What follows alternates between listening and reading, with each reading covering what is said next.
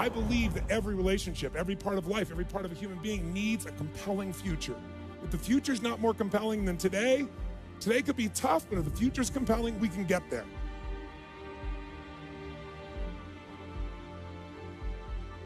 I've always wanted to know the answer to a question, been obsessed by the question of what makes the difference in people's lives. I was not popular in school, I loved people, so I was passionate about figuring out what's the difference in people. Why is it that some people are given everything? The type, they really do have parents that love them, that are there for them, they have tremendous educational background, they have all the economic resources, and they end up spending their life going in and out of a rehab.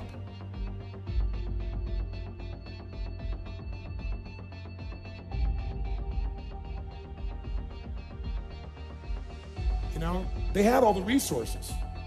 And then you meet somebody who's been, abused, or no one's been there for them, or they've been physically abused or sexually abused, or the worst things you could possibly happen to a human being. And they turn out to be some of the finest human beings you'd ever meet in your life, who are out there working to help other people and make a difference.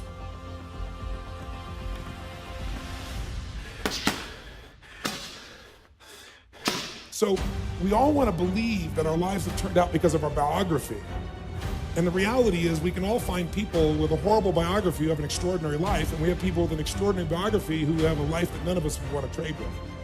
So what's the real challenge? And I believe that the challenge in relationships and in life, in every area, is emotional fitness.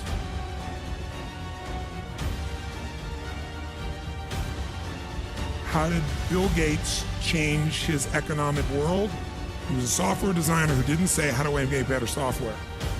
He asked, and taught everyone else to ask, how do we become the intelligence that controls all computers worldwide?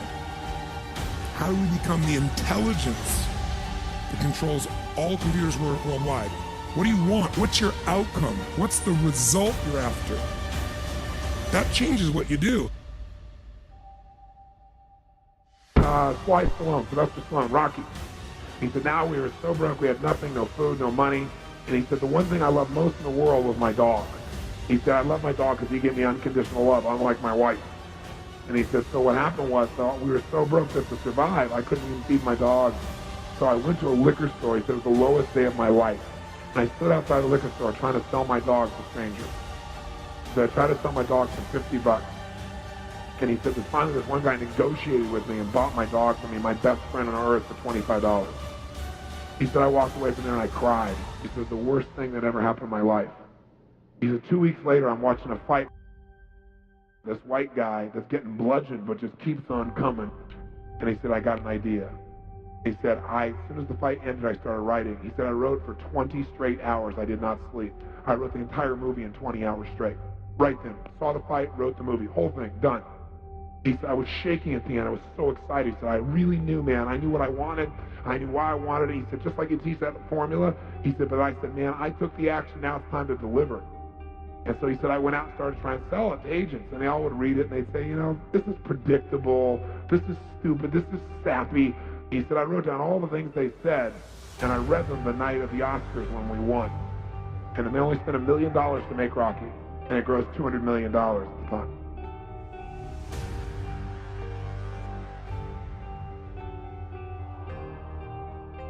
The most important thing of all is what we started out with.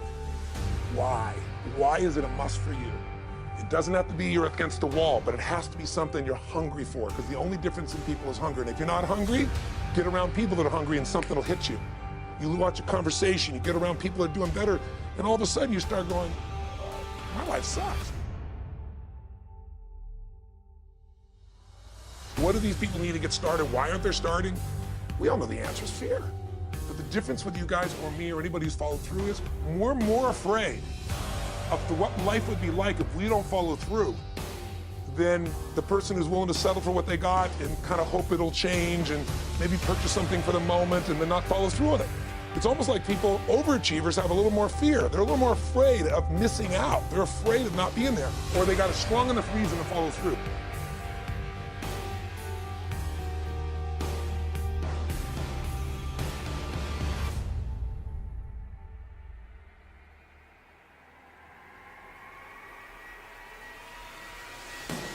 But grace gets magnified the more you appreciate it. The more you notice that you're guided, or that things have happened for you. Those you've been to a date with destiny, you know, I have a core belief, and that is life doesn't happen to you, it happens for you. It's your job to figure out how it's happening for you. If you don't notice it, you won't experience it.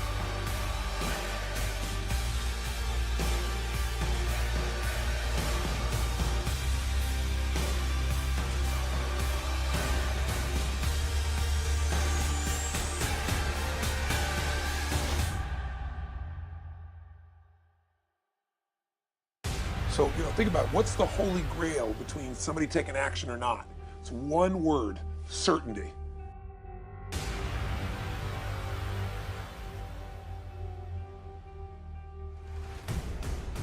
When somebody is absolutely certain the common word is believe, right? But you can believe at a general level, or you can believe with certain. When you're absolutely certain that if I do this, it's going to get that result, and that result's going to change my life, you'll do it.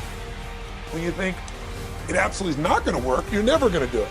The middle no man's land of maybe it'll work, maybe it won't, that's the piece that kills people, right? So if it's a must for you, you got to make it work.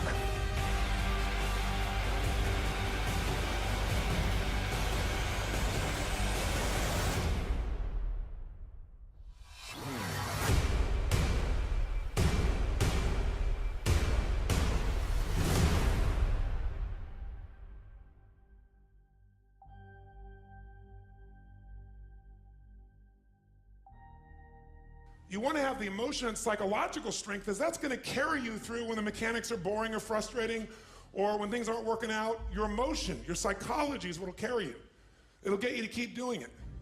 Everyone knows, if you've done any studies, Dr. Seligman is very famous for doing studies on optimism. And in those studies, you know what he found out? People that are pessimists are much more realistic. They're much more accurate. If you give them a test and you ask them to look at something and give you a size measurement of it, or to evaluate their own success or failure at a task, in every study Seligman's done, he did it in the University, I think Pennsylvania if I remember correctly originally, what he found was that optimists always see themselves as doing better than they really did. They basically BS themselves. What happens to pessimists, they're 10 times more accurate. But here's what he found out. What he found out is because the people who are accurate never push themselves because they know it's never going to work anyway. Whereas the optimist sees it better than it is, so they keep doing it. Because they have the illusion they did well, I'll do even better next time.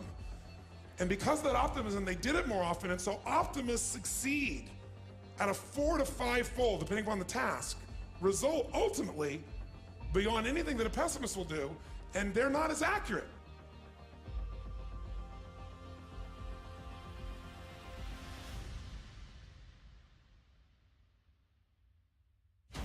Cultivate that sense of wealth, that sense of abundance in you.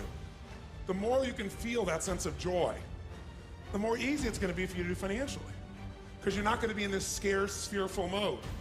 Now, that's not enough by itself. You can have this great sense of abundance and do the wrong mechanics and be a disaster.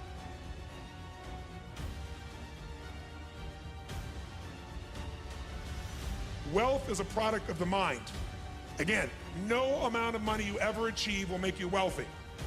Gratitude will, and living a life where you know you're contributing, adding value will. That's what's going to make you feel wealthy, where you're a giver, not a taker. That doesn't mean you can't receive, but someone who's always looking at what am I getting out of every single thing they do is always poor.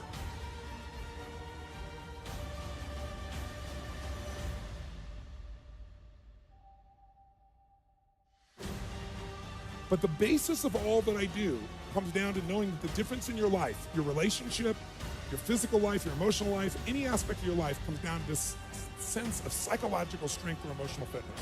And what I mean by that is this: discipline never works long term. Never. What works is when you become addicted to something positively new. You trade one addiction for another. When you shift from having to doing something to wanting to do something. So our focus is how to make that happen.